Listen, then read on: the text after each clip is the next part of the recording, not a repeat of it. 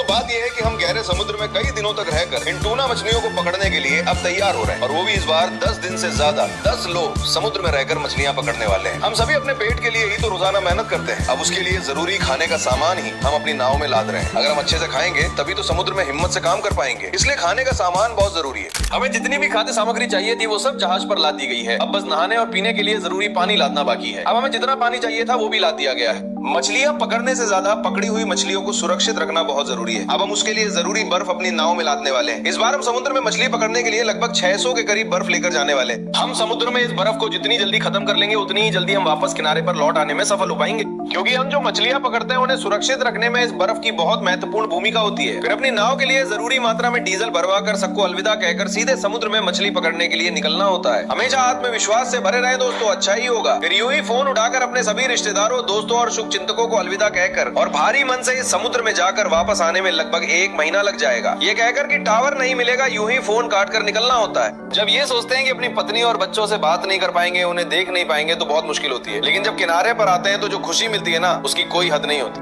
हम तूतीकोरिन के दरवे एक लुमसा मछली पकड़ने जा रहे हैं, इसलिए हम हमेशा इन द्वीपों और जहाजों के बंदरगाहों को पार करके जाते हैं। और ऐसे ही जाते हुए देखिए हमारी एक इंडियन कोस्ट गार्ड वेसल जा रही है। और आज दोपहर के खाने में चिकन ग्रेवी बनी थी, उसे हमने जी भरकर खाया। शाम के समय देखिए समुद्र कैसा दिख रहा है, एकदम लालिमा लिए हुए। देखने में मौसम बहुत ही खूबसूरत लग रहा था। फिर अगले दिन समुद्र में एक तैरता हुआ टुकड़ा मिला। उस तैरते हुए टुकड़े में हमें एक खूबसूरत परला मछली मिल गई।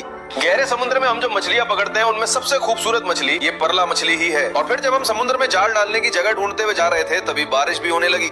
देखिए आज आसपास का मौसम कैसा है, अभी हल्की बारिश जैसा लग रहा है। हमें जाल डालने की जगह तक पहुंचने में लगभग 4 दिन लग गए। 4 दिनों के बाद इस उम्मीद में कि आज हमें समुद्र में बहुत सारी टूना मछलियां मिलेंगी, हम अभी समुद्र में जाल डाल रहे हैं। टूना मछलियां बहुत गहरे समुद्री इलाकों में रहती हैं, इसलिए हम लगभग 4 दिन यात्रा करके इस जगह पर आए हैं।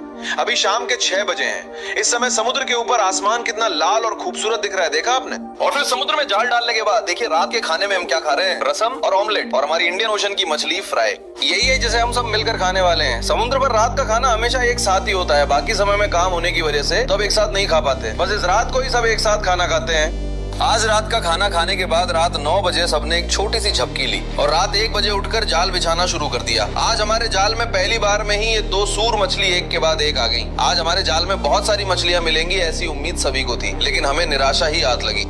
मछलियां हमें बहुत ही कम मिली हैं। एक जिंदा स्टिंगरे मछली और 20 से भी कम टूना मछलियां ही हमें मिली हैं। ये बहुत ही कम मछलियां हैं। आज हमें मछलियां नहीं मिली ये सोचकर वे निराश नहीं होंगे, अगले दिन देख लेंगे। अगले दिन हमें बहुत सारी मछलियां मिलेंगी ऐसी उम्मीद हमेशा रहती है। अब तक पकड़ी गई मछलियों पर बर्फ डालकर काम निपटाकर सुबह दलिया पीना होगा। अगले एपिसोड में मिलते हैं।